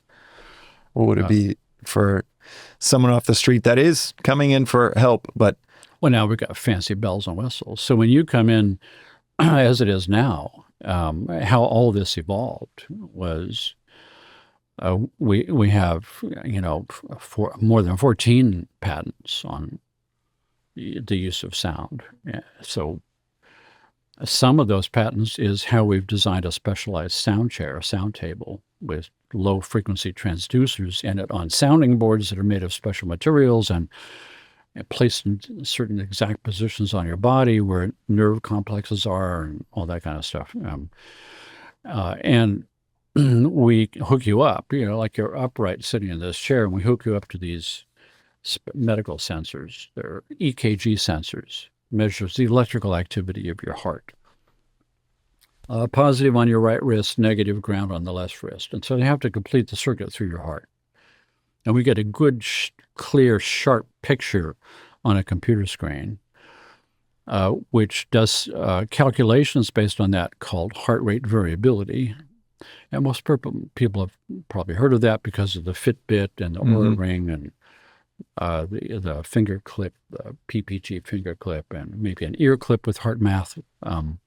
That's measuring pulse, PPG's pulse, so plethysmograph pulse. So what it's doing is the heart squeezes the blood and it expands and contracts the arteries. This little thing is measuring that, and you're measuring the space between each heartbeat. That's HRV, heart rate variability. Mm-hmm. Measuring the space between each heartbeat in microseconds tells you how much variability. That's why it's called heart rate variability. How different is the space between each heartbeat? And it turns out that the more different each one is, the more variability is, the more healthy you are. And my first thought was, wait a second, that can't be right. It should be more perfect, right? The more exactly the same would be more perfect, and that would be healthy. But nope, no. And there's a good lesson for all of us, because there's another box on your head. We've all been led to believe that our small mind has an idea of what perfection looks like in the universe. The universe has a different idea. Over and over and over again, you prove yourself to be wrong. What you thought it was all about is wrong because somebody taught you that, and they didn't know what they were talking about because they had the wrong idea too, right? So it turns out that this concept of the more variability not only is the most sophisticated system in the entire world, the gold standard in scientific medical circles worldwide is heart rate variability for assessing your current state of health, based on two things. One, space between each heartbeat that shows high HRV, high variability, more healthy, low HRV, more metronome-like, unhealthy. It actually also becomes the gold standard in predicting your death by any disease process by analyzing those signals, and particularly heart attack, because it's the biggest killer in the world. But the second way of measuring HRV is the medical standard. So what I described, the PPG and the Oura Ring, those are the layman's version of HRV, from pulse, expanding, contracting. You've got all kinds of things in the way. You've got heart muscle health, heart valve health, arterial wall elasticity health, blood health. How much cholesterol is in your blood? How thick is it? And all those dynamics are affecting what you're getting at the end of your fingertip out here. So you're getting an approximation of the space between each heartbeat, which is good enough to calculate a general picture of high HA versus low, whether I'm in sympathetic or parasympathetic dominance. But the medical system is super exact. So it's measuring this EKG thing is measuring the electrical event. And the electrical event starts in a little organelle inside of the hypothalamus in the center of your brain. A little zone that's shaped like a pyramids of Cheops, by the way, called the hypothalamus. Inside there are these little tiny organelles with fancy schmancy names, and two of those is the origin of the parasympathetic and the sympathetic system. A little nerve comes down from the parasympathetic. The parasympathetic, by the way, controls the system. So when I actually have a fight or flight response and the sympathetic turns on, it's because the parasympathetic is turning itself off and the sympathetic turns on by default. Parasympathetic controls the system. And a little nerve comes down from that little organelle in the center of your brain, comes down the center of your brainstem, exits out your brainstem, and we now name it the vagus nerve. Another box. Wait. It's the vagus nerve once it comes out, but it's really this origin. And it comes out, goes to all your organs. And one of the organs is your heart, goes to the SA node of your heart. And once that electrical impulse hits the SA node, it causes an explosion of electric discharge that spreads across the heart muscle and makes the heart muscle contract. That's how that mechanism works. PPG is measuring the heart muscle contracting and squeezing the blood and making the arteries go. But the medical version of EKG is measuring the electrical event, not the heart muscle. The origin of Magic Mind starts with, I had atrial fibrillation from stress, drinking 6 to 7 cups of coffee a day, which I had no idea had a massive effect on that stress, and was the leading contributing factor on just this real physiological stress I was in each day. I thought coffee was like getting me through the day. It was the thing that was adding just boulders on my back. Yeah. And which I assume it led you to the mushroom drink thing. Yeah, that's exactly what started Magic Mind was. Okay, my doctor, who was ahead of his time, he's like, hey, you really shouldn't have more than half a cup of coffee with your condition, because I would talk to other doctors. It's like, nah, it doesn't matter. Caffeine doesn't. And then it's become more and more prevalent that no, caffeine does have an effect. For many people, triggers atrial fibrillation. So excess caffeine. So I ended up having a ablation surgery on it, but really, yeah, fixed it. Yeah, at 30. That's rare. Yeah, at 30. Wow, that's amazing. And my HRV is now, it's tiny. It's like 19.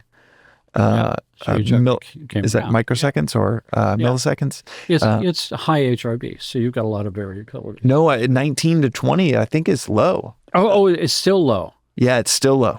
So it's, no, then you need to come to me. So maybe I do. No, but we'll discuss what that's all about in a minute. Okay, but so all of that seems to be related to my condition. Seems to be related to the vagus nerve or something misfiring. Too many electrical signals. No, it's out of tune. It's not misfiring. It's not synchronized up with the other rhythms that all have to be managed. Right. So where this comes from. So by the way, just atrial fibrillation. So you've got the heart with the 4 chambers, to the top are the atriums. The blood comes into the atrium. It squeezes it down to the ventricle squeezes it out into the body. And in between each scrot, so there's like 60 beats per minute in the average person. 60 times that muscle squeezing really hard. Then it has to have a complete recovery in between, or you'd burn it out. Mm-hmm. So it's got this amazing mechanism for 100% relaxation in between. And in your case, the atrium can't relax completely. It quivers. Instead of going on complete relaxation, it's quivering because there's an electrical discharge that's caught in some kind of loop that it can't get out of. And it's supposed to be managed by the vagus nerve, by the parasympathetic control system, and in the autonomic system, which is the master biocomputer program that tells all systems what to do, monitors all the systems, sends appropriate signals out to balance everybody out, harmonize everything, rebuild signals here and there, It is the automated biocomputer program that tells everything what to do. And when I said that modern medicine recognizes that stress is the ultimate cause of disease, it's actually not correct. It's not stress. It's the ability of your autonomic nervous system to manage the stress and adapt to increasing stress levels. And when it loses its ability to do that, that is the cause of disease. So how the health system is supposed to work is inside the hypothalamus, sympathetic, parasympathetic. Signals are coming from everywhere, trillions of sensors, up through the spinal cord tracts, all being monitored. Anything that's awry, signals are sent back down to fix those and bring them into harmony. The more harmonized the system is, the more efficient it becomes, the higher gas mileage you get, and the more free energy you've got in the system to thrive and be healthy and to do stuff with. The more inefficient the system becomes, the less energy that you've got free in the system, and the more energy is tied up just trying to keep it running. Gas mileage is low. Heart rate variability is low. Big gas mileage and a lot of free energy in the system. Heart rate variability is high, more variability between each beat. And so the gold standard in modern medicine for measuring the autonomic nervous system is heart rate variability. So that's the gold standard worldwide. And the medical system is the gold standard, this EKG. So now all of a sudden, when we're measuring the electrical event, not only are we measuring with good sharp focus the space between each heartbeat, so we get a much clearer picture, but it's also measuring vibrational frequencies in that electrical information in hertz. Hertz is how you measure sound waves, by the way, right? So this is vibration frequencies in hertz, and they divide out into categories: very low frequency vibrations, low frequency, and high frequency vibrations. And that's what pops up on your HRV screen on a medical system that shows those bandwidths as sympathetic function and parasympathetic function on your screen. You can actually see it there. Medical system is a snapshot. It takes 5 minutes of measurements, pops up the screens, crunches number, pops up the screens and shows you where you're at. So you can do a before and after and use some technique, healing technique in between. And that's how I started. Wasn't good enough. What I wanted is a real-time system, and it didn't exist. I mean, so I did a deal with one of the HRV companies who wrote that system for me. We did a business deal. I beta tested it for 6 years and got patents on this idea that with the screens that I came up with, now all of a sudden you can see the sympathetic, parasympathetic live, and it doesn't shut off. So all of a sudden I can hook you up to some sensors, and I can look inside the hypothalamus of your brain and see the master control system live on my computer screen. How crazy is that? It's like sympathetic, parasympathetic fluctuating, updated every second. And now I can see if it's stuck in overdrive or not. How it's supposed to work is the sympathetic and the sympathetic and the parasympathetic are supposed to be balanced, and they're like a seesaw. It's actually more complicated than that, but let's just say when the sympathetic is on, the parasympathetic is off, and when the parasympathetic is on, the sympathetic is off. And each one of them is using energy from my body's reservoir for some purpose, right? So if sympathetic turns on, I'm having a fight or flight response. It empties everything out of everywhere. The most important thing you can do is survive, because if you don't, then what's the point? Right? So it gets the lion's share. It empties the reservoir. It empties your gut. It empties your elimination system. It empties your immune system. It empties your higher brain centers, all into your muscle to fight for your life. It's okay because it's only going to be over in 5 or 6 minutes. It's a straw fire. I'm going to chase some little animal for breakfast, right? The DNA that runs your system right now is still running a program from 10,000 years ago.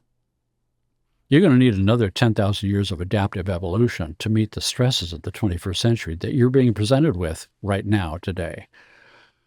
There's no possibility of biological organisms to adapt to the accelerating level of stresses that we're being presented with since the Industrial Revolution at the turn of last century. Now it's like exploding. Now there's AI and there's What do you do about it? communication networks, and it's like electromagnetic frequencies from your walls and junk in your food. And you can't. People try to meditate, but meditation was invented thousands of years ago for a whole different environment without electricity. So what do you do with everything that's in your head? How would you apply it to 2025 modern life? What you do is you have to have a new solution to a problem that matches the 21st century levels of stress. And that is, we have this advanced heart rate variability system that can see sympathetic, parasympathetic on the screen. We can do some simple tests. We can see that the sympathetic is just stuck on. It's not responding. It's not going back to homeostasis where it's supposed to be. When I'm healthy, if I should not be constantly running for my life. It should be off. I'm not constantly digesting my food, so parasympathetic should not be on, pulling my energy. If I'm not digesting my food, eliminating toxins, and I'm not fighting for my life, I should be at zero. Homeostasis is what that's called. Now all the energy is in my reservoir. And now in that condition, the internal physician program, the biocomputer program that tells everybody what to do, manages the system, can come online. If I'm running a fight or flight response and the reservoir is empty, it has to be disengaged. It's got no energy to use to do its job. I'm doing a different job, fighting for my life. But if I'm not doing that, and I'm not digesting my food, and these are zeroed out, and the energy is on the reservoir, internal physician program is in place, monitoring all my systems, sending the signals down to harmonize everybody and increase my efficiency, and giving me more and more high HRV and making me flourish. But if I'm stuck in sympathetic overdrive all the time, the medical measurement of this is called allostatic load.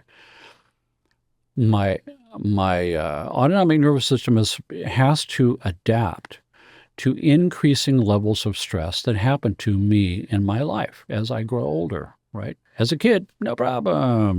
When I have a job, the stresses start to pile up.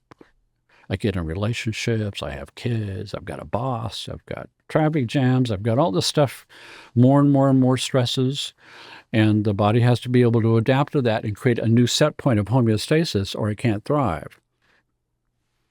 If I reach a wall where the stresses are bigger than me and I can't adapt to it anymore, that is the moment when it's called low allostatic load. I've lost my ability to adapt, and now my only survival tool left is put my foot on the gas and race my engine. Bull knows my way through life with momentum as a survival strategy.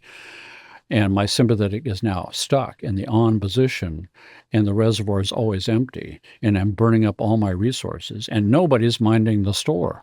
The internal physician program can't come back online. There's no energy there. Internal physician program. I'm stuck. And all my organs and glands of biochemistry and meridians and all the rest of it are drifting. So what do we do? What should we do? Our solution to that is that there is a highly precise sound frequency accurate to a couple of decimal points that will break the vicious cycle and return the system to homeostasis. And we don't know what frequency that is, so I've created a sound sweep program, a sine wave that goes from 50 hertz up to 200 hertz, slowly untuning, back down to 50 in a loop. It lasts for 4 minutes. And I lay you on this special sound chair. And these sound waves, which can be purchased, right? Yeah, and they're coming up, the sound waves are coming up through your body, slowly untuning, and we're watching your autonomic nervous system with the stress response stuck. And as the sound waves are getting closer and closer to the frequency that works for you, you can watch the stress collapsing. And finally, when it reaches that point, bang, it hits the 0 point, what the computer program is looking for, nails the frequency playing at that moment, displays it on the screen. And now I know if I play that frequency, this will happen. Since it's sound, I can give it to you as a soundtrack to use with headphones every day. Every time you listen to it, this happens. Every time this happens, it gets stronger to happen because we're taking your autonomic nervous system to a gym to strengthen this zero stress point and return it back to normal. And then we have to exercise it up to be abnormally strong because it's the 21st century. Normal doesn't work in the 21st century. That's why you're sick. How does it? How would it work just through the headphones if, it's system wide, and the receipt of the vibrations would benefit? That's a good question. The question is that 40 years of clinical work and thousands of patients hooked up, I know that there's a precise sound frequency that collapses the stress back to zero and resets the point. The mechanism of why that's working is another good question. What is doing that? Why is it working, right? One possibility is that I am resonating the vagus nerve with sound waves, low sound waves coming through your body, through this chair. But the phenomenon also happens with just headphones without the chair. So then maybe that's not so. There's a certain amount of physical resonance happening with headphones, but minimal. I mean, there's a possibility that there's a certain amount of vibration in your cranium through the water in your brain that's affecting the organelle of the origin of the parasympathetic nervous system inside the hypothalamus like a wine glass. That's a possibility. The third possibility is that it's a software response, not hardware. It's not a wine glass vibrating. It's the software program that runs the autonomic nervous system and designed the whole system from scratch in the first place. The internal physician program, the biological organic intelligence that grew your body out of two cells based on some quantum vibrational pattern that's unique to you, is what this is, an octave of, and aligns the system down to the root core of your quantum field and consciousness itself. And that's pattern recognition. Deep, big mind is going, I know that frequency. That's like a dog whistle. That's a frequency I use to design the system at its core. I know that frequency. It brings me back. I have a feeling it's all three. Whatever it is, I don't have the funding and the expensive equipment to find out. I need a fMRI machine. I need the moving picture fMRI to look in the hypothalamus and look at the anterior hypothalamic nucleus, the origin of the parasympathetic nervous system, and watch and see if it resonates like a wine glass. I need to look at the vagus nerve and see if it's resonating. Certainly the vagus nerve is being resonated through the sound chair, the sound table. So that means that I was the first person to ever do that, to ever do vagus nerve stimulation with a low frequency. 40 years of doing that. Now it's the big new thing. It's like, the problem with that is that I can put some vibrator on my neck where the vagus nerve comes down and artificially resonate the vagus nerve and tip the seesaw from sympathetic on to parasympathetic on because I'm stimulating the parasympathetic nerve to turn on. But that's not healing. It's relaxing. So it's better than burning up all my resources with a sympathetic thing going and the adrenals going and all that. So all of a sudden I can get relief from that. But I've tipped the scale into emptying the reservoir into my gut now. So either one of those two is not homeostasis where the reservoir gets full and the internal physician can come back. It's not healing. It's still an empty system, but at least it's not burning up my resources with my adrenals anymore. And as soon as I take this thing off, in a little while, it goes right back to where it was before because I didn't actually fix the problem. I didn't fix the core problem, which is lack of homeostasis. That's the problem. And what fixes it as opposed to something small that goes on your neck? Well, that's what we're doing. That's the music in the chair? We can see the sympathetic, parasympathetic on a computer screen. We can find a precise frequency that we can see does that. I see. So it's not stimulating it. It's actually, it is stimulating, but at a very precise stimulating frequency. Something.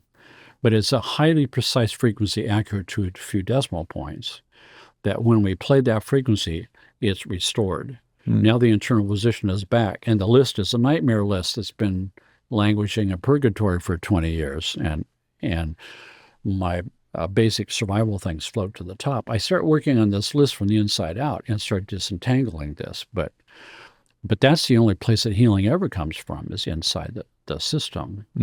And the fact that you can see that system on a computer screen live is the big deal. You would have to have that in order to find out what frequency to use. And it might not just be frequencies. It could be color frequencies. It could be electromagnetic frequencies. I'm sure you've heard the phrase from Einstein of... frequency medicine is the future. And Tesla was another one. It's like, it's vibrational frequency. The whole universe is nothing but vibrational frequencies and nested standing waves, right? Of course it responds. The mechanism of action of exactly why that's responding is, for all intents and purposes, redundant. It's academic question. In reality, people get well.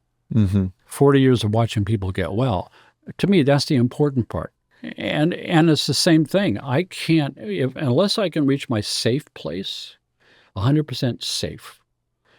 Now I can relax. Now I can open my doors and windows to the universe. Now I can meditate, really meditate. Now I can open myself to my core. But if I've got any kind of element of sympathetic on, I've got a vigilance program running. I'm not going to allow that door to open for anybody. That's why I named the music project Open State, to get you to an open state of mind. Where can people find more about you? These epic chairs, by the way, for those interested. Where can people find more about you, Dr. Thompson? I have a series of websites. One is Scientific Sounds with an S at the end, scientificsounds.com. It's got all my catalog of soundtracks. I've got 90 albums in different categories. Then there's you have information there on the sound chairs and sound tables. There's another website called skycollective.com, and that's SKYE-collective. That is the international group of practitioners that buy these systems, and I train them and certify them around the world. There's a huge community of us. We're a spirit tribe. Everybody's connected through forums and the internet. We're all talking to each other. So it's a movement to change the face of healthcare, to introduce a holistic model that has a real chance of challenging the medical model, because it's based on science. It's based on the same, and so you can get all kinds of information about the chair and table and becoming a practitioner, or finding practitioners in your area. Third is Sky Lounge, SKYE Lounge, no dash. And that's our own facility for you to come to get a measure and to get your soundtrack and get. And that's down in San Diego? As in, San Diego, Carlsbad's. So there's, with meditation, it's a whole new aspect of meditation. And once you've got a frequency, you're in the law of acoustics, octaves and harmonics. Every octave is going to make the wine glass vibrate. Every harmonic is going to make the wine glass vibrate. That means every octave, every harmonic is going to make the autonomic nervous system go into homeostasis. And if we calculate the lower octaves, we play them through your body, through the sound chair, to activate the vibration sense network, which is separate, has its own healing responses. And we synchronize it up with what's happening with the headphones. Lower octaves than 20 hertz, all of those are brain frequencies. Beta, alpha, theta, delta, epsilon, gamma, all of the rest, except they're yours. They're hardwired into your brain. And if we now use brainwave entrainment to any one of these precise octave brain states, like in your case, say, your theta is, 4.92835 hertz. If I entrain you to that, homeostasis happens in my computer screen. I picked the lock of a neural program for healing your emotions, or healing your physical body in delta, or healing your mind, your mental self-defeating belief systems in alpha. And now we can combine that with therapy, with people who are doing NLP work or visualization work. And all of a sudden, those therapies all start to work together. It becomes a foundational system to put the system in heal mode, so any kind of therapy can now sink into the system. That is so fascinating. Yeah, that with much less precision, all of the live shows that I do here in LA, it's wild with, and people drink a Magic Mind because we're just serving it there. Yeah. Then there's the communal aspect. It's a warm environment, and then they're lying down with eye masks, and it is 45 minutes of music and 10 minutes of breath work to start. And people are in tears. Yeah. 20 minutes in, I just see people softly wiping out tears from their eyes as they're going through this solo adventure, but a solo adventure together. It sounds like something with the biochemical product that you're using is able to bring the system into that state, because you can't have those responses unless this happens. Unless you can reach this open door. And the open door can only open when you're not running any kind of level of a vigilance program anymore, where you're not feeling like you're under threat or have to manage that it's bigger than you, that you can actually reach a zero place of stress in the system so you can relax truly. That's where that happens. Well, I think I'm in that earlier stage of the career where you were just seeing it happen, not exactly knowing how or why it's happening, but that is what it feels like, is it's happening. But that's why I've been so fascinated with your work over the last few years. Dr. Thompson, thank you so much. We'll link to all of those resources in the show notes. Thank you so much for the generosity of time and insight today. This could go on for we'll have you on for a part 2, because this could go on for another 3 hours. Thank you, Doc. Are you on?